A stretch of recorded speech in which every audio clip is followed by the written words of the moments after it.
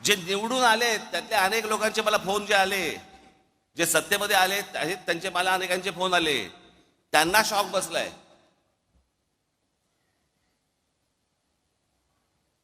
अहो 4-5 जागा येतील म्हणजे कसं आहे, भारतीय जनता पक्षाला 132 काय जागा मिळाल्या वगैरे वगैरे, चला ठीक आहे. मागच्या वेळेला पण त्यांना काहीतरी 100 काय किती जागा होत्या, 105 च्या आधी नाही 105 17ला होत्या, 122 काहीतरी 122 काहीतरी जागा होत्या 2014ला. ठीक आहे, आपण समजू शकतो, चला 132. अजित पवार 42.